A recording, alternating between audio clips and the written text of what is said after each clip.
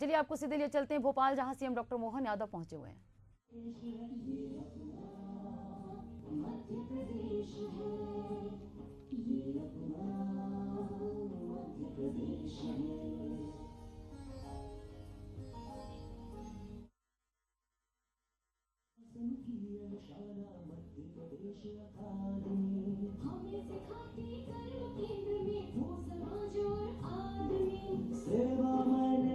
प्रशासन समझ भावना से युक्त हो, हम जन से है लक्ष्य हमारा, जन का हित जन का सुख हो।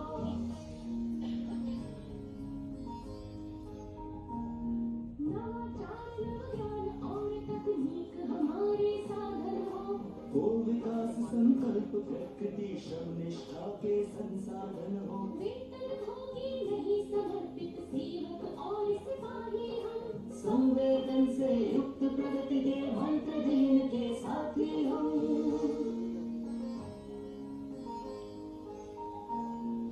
निर्भय हो निस्वार्थ। तो ये सीधी तस्वीरें आप देख रहे हैं राजधानी भोपाल से, जहां सीएम डॉक्टर मोहन यादव कार्यक्रम में शामिल हुए हैं। अधिकारियों के प्रशिक्षण कार्यक्रम का शुभारंभ सीएम डॉक्टर मोहन यादव करेंगे। नारेनहा प्रशासनिक अकादमी में कार्यक्रम का आयोजन किया गया है।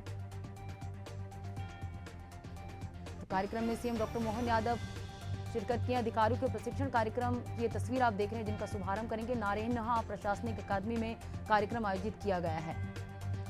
ये भोपाल से सीधी तस्वीरें आपको दिखा रहे हैं, जहां सीएम डॉक्टर मोहन यादव एक प्रशिक्षण कार्यक्रम में शिरकत की। अधिकारियों के प्रशिक्षण कार्यक्रम का आज शुभारंभ करेंगे। नारेना प्रशासनिक अकादमी में कार्यक्रम का आयोजन किया गया है।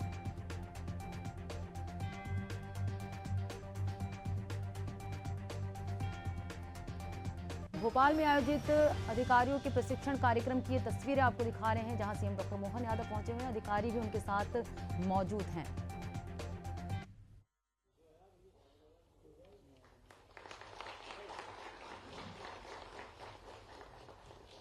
बहुत बहुत धन्यवाद सर। मैं संचालक श्री मुजीबुर रहमान खान साहब से निवेदन करता हूं कि अपर मुख्य सचिव सामान्य प्रशासन विभाग श्री संजय दुबे जी का स्वागत करें।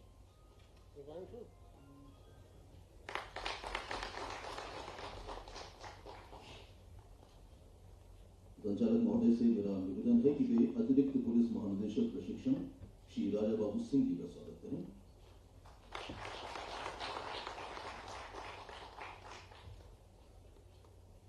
अंगबस्त और पौधे से अभिनंदन करने के उपरांत मैं विनम्र निवेदन करता हूं महानिदेशक प्रशासन अकादमी श्री सचिन सिन्हा सर से कि वे स्वागत उद्बोधन है, साथ ही इस प्रशिक्षण कार्यक्रम का संक्षिप्त परिचय है।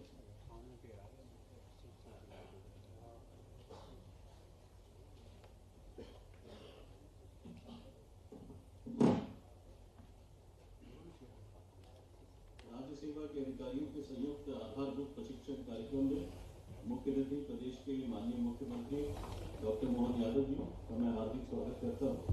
अपर मुख्य सचिव सामान्य प्रशासन विभाग श्री संजय दुबे जी, अतिरिक्त पुलिस महानिदेशक प्रशिक्षण श्री राजा बाबू सिंह, संचालक प्रशासन अकादमी श्री खान, कार्यक्रम में उपस्थित सभी संकाय सदस्य, गणमान्य अतिथि एवं उपस्थित ऑफिसर ट्रेनिंग प्रशिक्षु अधिकारियों, आप सभी का बहुत बहुत स्वागत है। मिशन कर्मयोगी के माध्यम से हमारा लक्ष्य ऐसे मानव संसाधन तैयार करना है जो भारत के विकास को गति देंगे, ये प्रधानमंत्री का मंतव्य है। और इस फाउंडेशन कोर्स के अंतर्गत हम इस लक्ष्य को पूरा करेंगे। 2025 बैच के राज्य सेवा के अधिकारियों में उप जिला अध्यक्ष 25 अधिकारी हैं, उप पुलिस अधीक्षक के 22 अधिकारी हैं तथा राजस्व विभाग नायब तहसीलदार के 36 अधिकारी हैं। कुल 83 अधिकारियों के लिए ये फाउंडेशन कोर्स आयोजित किया जा रहा है। कार्यक्रम का मुख्य लक्ष्य कर्मयोगी के अनुरूप प्रशिक्षुओं में प्रबंधन एवं नेतृत्व कौशल का विकास करना, सुशासन एवं लोक सेवा की गुणवत्ता, व्यवस्थाओं को जवाबदेह, पारदर्शी, मित्रवत एवं संवेदनशील बनाना तथा संविधान की मूल भावना के अनुरूप मैदानी चुनौतियों को स्वीकार करते हुए पारदर्शी एवं संवेदनशील। राज्य प्रशासनिक सेवा के आज के इस प्रशासनिक प्रशिक्षण शुभारंभ के अवसर पर इस सत्र में मंच पर विराजमान अपर मुख्य सचिव श्रीमान संजय दुबे जी, अतिरिक्त पुलिस महानिदेशक श्रीमान राजा बाबू सिंह जी, महानिदेशक प्रशासनिक अकादमी सचिन सिन्हा जी, श्रीमान मुजीबुर रहमान साहब, संचालक प्रशासनिक अकादमी। अभी हमारे लिए एक तरह से पूरी आउटलाइन बन गई है, जिसके सत्र के कारण से हम यहाँ बैठे हैं। सचिन सिन्हा जी ने विस्तार से इस प्रशिक्षण की अंदर की बारीकियां बताने का प्रयास किया। उसके भी स्लाइड के माध्यम से मैं गौर कर रहा था, आपने सबने भी देखा होगा। और उसी बात को विस्तारित रूप से राजा बाबू सिंह और अपने संजय दुबे जी ने किया है। मैं सबका तालमेल बनाने का प्रयास कर रहा था कि ये प्रशिक्षण आपका प्रारंभ हो रहा है, शिक्षण आपका हुआ ही है। तो ये शिक्षण प्रशिक्षण से हम अपनी स्कूली जीवन से शुरू करते हैं तो ध्यान में आता कि ये पढ़ाई परीक्षा पढ़ाई वहाँ हमारे लिए वो खत्म हुई और ये दूसरी पढ़ाई चालू हो गई। तो ये पढ़ाई और पढ़ाई के बाद का शिक्षण के बाद प्रशिक्षण, और इस प्रशिक्षण के भी दो हिस्से कर दिए, 25 यहाँ और 1 साल फिर मैदान में, तो फिर परीक्षा फिर पे तैयार। तो ये परीक्षा की जो अपनी परेशानी है, शिक्षण प्रशिक्षण की जो अपनी महत्ता है, इस शिक्षण प्रशिक्षण की महत्ता फिर हमको सिखा क्या रही है, हमारे लिए अपने इस पिंड का महत्व क्या है, हम ये कब इस झंझट से बाहर आएंगे। और अभी तो ये यहीं की बात कर रहे हैं। आप में से अब कई सारे लोग अपने कोई वैवाहिक जीवन में चला गया होगा, कोई जाने वाला होगा, उसकी अपनी माँ घर के अंदर अलग से परीक्षाएं चालू होगी। हमारे अपने परिवार के अंदर व्यवहार के लिए परीक्षाएं चालू होगी। आप बड़ी पोस्ट पे बैठ गए तो कई सारे आपके मित्र वर्ग की उनके अलग आपसे अपेक्षा चालू होगी। इन सब तालमेल में जिंदगी का पता ही नहीं चलता कि कहाँ से आए, कहाँ पहुंचे और आखिर करा क्या हमने। लेकिन इसी से इसके आगे कोई समाधान भी नहीं। इसको अगर मिशन कर्मयोगी के माध्यम से माननीय प्रधानमंत्री जी ने एक बड़ा आयोग बनाया और इस पे काम भी कर रहे हैं। और इस पे क्या काम कर रहे हैं, आप करो तो करो, नहीं करो तो मत करो, आखिर ये करना तो है ही, इससे बाहर कौन आएगा। बड़ा मजेदार, कई प्रकार से इसको समझने समझाने का प्रयास करें, जैसे आपको ध्यान में आएगा कि हम आखिर है क्या, हम क्या करने आए, हमारा करने कराने का ये जो सिलसिला ईश्वर ने जो दिया तो किस प्रकार से दिया। सरल भाषा में कभी कभी लगता है कि हम ईश्वर की संतान है, तो हमारे अच्छे बुरे का परिणाम भी ईश्वर पे आना चाहिए। ईश्वर पे दिया हमने ही, तो वो आप मान के चलते हैं कि हमारे शरीर में आत्मा है तो आत्मा में परमात्मा भी है, परमात्मा की हम देन है। तो आत्मा और परमात्मा की देन के बीच में हम अगर कुछ कर रहे हैं तो अच्छा करेंगे तो भी ईश्वर हमको अपने इस अभियान में सहभागी मानना चाहिए, और बुरा करेंगे तो भी ईश्वर पे दोष आना चाहिए। ईश्वर कैसे बच सकता है, तो ये मन में प्रश्न आता है तो ध्यान में आता है कि ईश्वर उसमें कैसे बच के निकलता है। गीता में भगवान कृष्ण ने 16वें अध्याय में बहुत अच्छे से समझाने का प्रयास किया। मैं भावार्थ बता, जैसे जल से बर्फ बनता है, जल से जब बर्फ बन जाता है तो फिर बर्फ में जल नहीं होता, होता है क्या, बर्फ सॉलिड हो गया, फिर बर्फ पिघलेगा तो जल आ जाएगा। जल से बर्फ बना और बर्फ से फिर जल बना, लेकिन बना हुआ बर्फ आपको बर्फ के रूप में ही रहेगा, उसके अपने सारे गुणधर्म जो दिखाई देंगे, ये उसी प्रकार से काम कर। तो ये हमारे लिए इसी प्रकार से ये अपने अंदर ईश्वर ने मौका जरूर दिया है, लेकिन आखिरकार उस सारी बातों के लिए जवाबदार आप ही हो। आपको इससे मुक्ति नहीं मिल सकती। ईश्वर उसमें केवल आपको जल से बर्फ बनाने की प्रोसेस में जल से बर्फ बनने का अवसर दे रहा है, लेकिन उसके बाद वापस जल बनना है। तो एक तरह से जब आपका इस प्रशिक्षण की अवधि में जब अपने शिक्षण सारे पूरे हो गए, कोई एमए करा होगा, कोई जिस प्रकार से पीजी और यूजी करके आप आए, लेकिन ये जिंदगी का नया अध्याय लिख रहा है। अब आप बर्फ बनने की स्थिति में आ गए और इस बर्फ के आधार पर आप अपनी अपनी जिंदगी की इन सारी, जैसे मैंने पहले थोड़ा सा इसके बारे में बताने का प्रयास किया, उन सब में आपकी अपनी भूमिका होगी। अच्छे परिवार के सदस्य के नाते से भी आपकी अपेक्षा होगी, अच्छे कुशल अफसर के बारे में भी आपसे परीक्षा होगी। अच्छे प्रकार से आप अपने लिए सबसे पहले तो खुद से खुद को ही जानना जरूरी है। हम कभी कभी ये भूल ही जाते हैं कि हम क्या है, हमारे परिवार का संबंध कितना कितना चलेगा, कैसे कैसे चलेगा। और ये जो प्रशासन के साथ शासन के साथ जुड़ करके काम करने जा रहे हैं, इसकी भी आयु है। इसकी आयु तो हमको मालूम रिटायरमेंट की आयु से जोड़ देंगे, लेकिन एक आयु और भी आपके सब रिश्ते नातों की भी बनती है। जिसको सरल भाषा में समझाएं तो ऐसे भी समझा सकते हैं कि हमारे अपने परिवार में अगर संबंधों की परिभाषा देखेंगे तो हमारी अपने माता पिता, दादा दादी, नाना नानी, पति पत्नी, बच्चों, सबकी एक स्केल है। उस स्केल के बाहर कोई नहीं। हमारे नाना नानी, दादा दादी से संबंध एवरेज 25 साल सबका रहेगा। इसके बाहर कोई 2-4 साल इधर, 2-4 साल उधर, लेकिन एवरेज 25 साल रहेगा। आपके घर में बेटी होगी तो बेटी एवरेज 25 साल आपके यहाँ रहेगी। इसके बाद वो अपने ससुराल जाएगी, 1-2 साल आगे, 1-2 साल पीछे, इससे नहीं है। पत्नी आपके साथ आएगी तो 75 साल की अगर आयु आपकी एवरेज पकड़ लो तो एवरेज 50 साल पत्नी आपके साथ रहेगी, फिर पत्नी भी साथ छोड़ेगी। बेटा आपके साथ, बहू के साथ आएगा तो एवरेज 50 साल आपके साथ रहेगा, मान के चलो। फिर वो अपने नाती पोते में आप दादा दादी की भूमिका में जाओगे। तो अंततः आए आप अकेले और अकेले ही जाना। तो जो शिक्षण प्रशिक्षण की कहानी वो प्राइमरी में आप जब गए थे तब से लेकर आखिर तक हमारे पास इन सारी चीजों का निचोड़ हमको ही निकालना और करने कराने के लिए भी कैसे कैसे अवसर, कैसे कैसे उदाहरण बनते हैं, वो हम सबको कई जगह यहाँ जो किताबों में बताया गया है, ये शिक्षण से हमारा व्यक्ति बनता है और प्रशिक्षण से व्यक्तित्व बनता है। और व्यक्तित्व बनने में जो हमको सिखाया किताबों में ज्ञान तो सब कुछ है, तो क्या लाइब्रेरियन से अपेक्षा कर लेंगे उस सब चीजों को उत्तर दे देगा?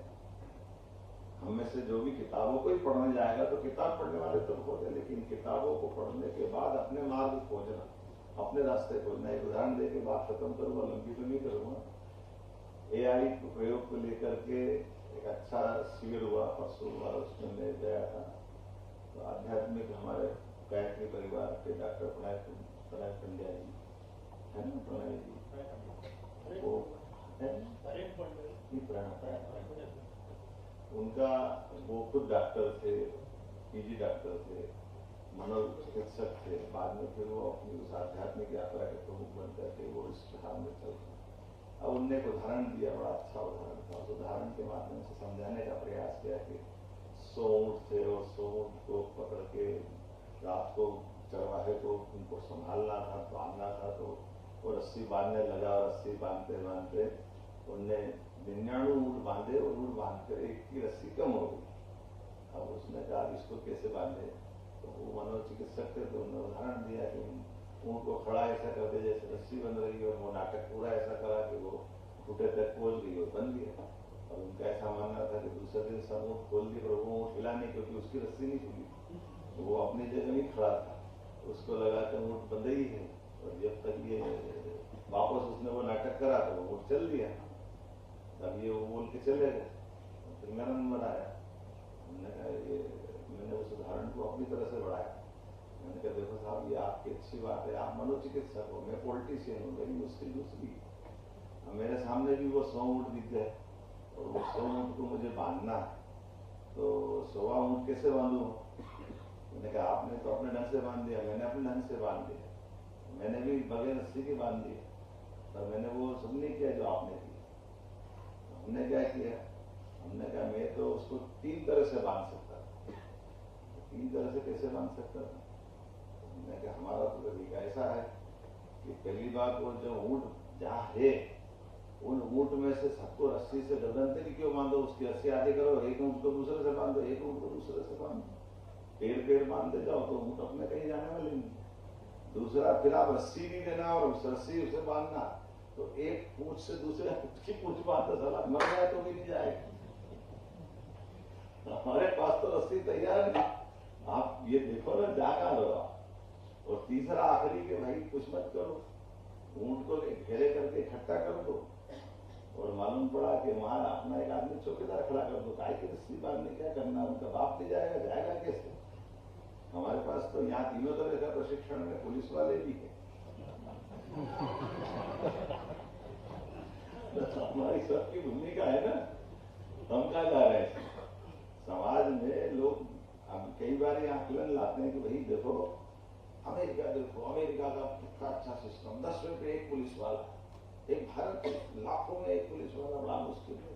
हिसाब किताब समझ में नहीं आता, कैसे नहीं आता? तो मैंने देखो इस देश की आबादी कितनी, देश की आबादी 145 करोड़, कोई 150 करोड़ बता रहे, तो सब मिला के पुलिस सारी जोड़ लो, कितनी रहे बाबू? बहुत कम है, 10,000 में एक है यहाँ पे। नहीं आंकड़ा मैं बता, 13.5 लाख जल सेना, थल सेना, वायुसेना सब मिला लो, तो सारी पुलिस मिला लो पूरे देश, 26 लाख, दोनों को जोड़ो तो 40 लाख के अंदर आबादी कितनी है? अब आकलन कर लो इसका, कहाँ गया कितने अपना हिसाब किताब। तो अब ये समझ में आता है कि ये आकलन तो बहुत गलत है, तो हम गलत है क्या? हमने कहा हम गलत नहीं। मेरा अमेरिका में शिकागो में मुझे यूडीए चेयरमैन के नाते से अपने उज्जैन के कामों को लेकर वहाँ महात्मा गांधी पुरस्कार सम्मानित किया था। मैं सम्मान समारोह में जब बोल रहा था तो मैंने ऐसे उदाहरण दिए कि आपका उदाहरण ये 10 पुलिस वाले थे या 9 पुलिस वाले थे, 9 आदमी थे, एक पुलिस वाला इनके 10 गिनने का होगा, ये आपका तरीका है। क्योंकि आपके यहाँ पुलिस आधारित समाज है और हमारा स्व आधारित समाज है, हम स्व नियंत्रित लोग। तो हमारे यहाँ पुलिस गुंडों के लिए, समाज के लिए नहीं। हमारा समाज तो इतना सुसंस्कृत है कि वहां पुलिस कोई के घर के दरवाजे पहुंच जाए तो वो घर वाले, गांव वाले सब अपने आप को अपमानित महसूस करें। किसी गांव में पुलिस आ गई तो उस गांव वाले के कई शब्द लोगों को नींद नहीं आती, हमारे गांव में पुलिस कैसे घुस गई? तो पुलिस का अपना एक रोल है, पुलिस का अपना काम। तो ये इस तरह से इन सारी व्यवस्थाओं को समझने समझाने के लिए मैंने सारी बातें कह करके आपको ये प्रशिक्षण की, भविष्य की शुभकामना भी दे दी। मेरा भाषण खत्म होने की तरह आ गया। हमने सबने अपने आप को इस तरह से दक्षता से निभाना भी है कि हम हर एक की आकांक्षा के साथ उसके खड़े उतरे। हमारे लिए, अपने लिए भी सबसे पहले स्व से चालू करना। मैंने काम किया तो मुझे इस काम का संतोष है कि मेरे को अपने को अंदर से कॉन्फिडेंस आना चाहिए। और जो दी हुई आउटलाइन के आजकल को बड़ा अच्छा क्या बोलते हो आप, बॉक्स के बाहर सोचना, आउट ऑफ द है ना? तो इसको क्या बोलेंगे कि जो चली ली कि उससे बाहर जाकर के हम अपने इस समस्या को, काम को समझते हुए करते रहने की आदत डालेंगे तो हमारे लिए, लेकिन उसमें भाव हमारा पवित्र होना चाहिए। ये दोनों चीज, दोनों खतरे, वायुयान से उड़ने के भी मजे और वायुयान से ट्विंस टावर को गिराने के भी हमें उदाहरण दें। तो खतरे से खाली नहीं, मनुष्य का दिमाग भी बड़ा सब प्रकार का है। लेकिन ये जो अपने को पावर मिल रही है, इस पावर में हमारे साथ अपने को परिष्कृत करने का बहुत बड़ा अवसर है। बहुत सारी आकांक्षाओं के साथ, आशाओं के साथ आपको परमात्मा ने ये मौका दिया और आप तो भाग्यशाली हो कि आप अब अगर अच्छे से काम करते गए तो 30-35 साल आपको हिला नहीं सकता। हम तो हर 5 साल में परीक्षा देके आते हैं, हमारी तो अलग कठिनाई, इसलिए हम उस कठिनाई से रोज तैयार रहते अपने आप उस व्यवस्थाओं के आधार। लेकिन जब भी समय मिले, जितना मिले उस समय का सदुपयोग करें। मेरी शुभकामना, बहुत बहुत धन्यवाद। बहुत बहुत धन्यवाद आदरणीय मुख्यमंत्री महोदय आपके साथ उद्घाटन के लिए। और अब कार्यक्रम की स्मृति को सहेजने के लिए हम स्मृति चिन्ह भेंट करना चाहते हैं। मैं महानिदेशक महोदय से अनुरोध करता हूँ कि वे माननीय मुख्यमंत्री जी को स्मृति चिन्ह भेंट करें।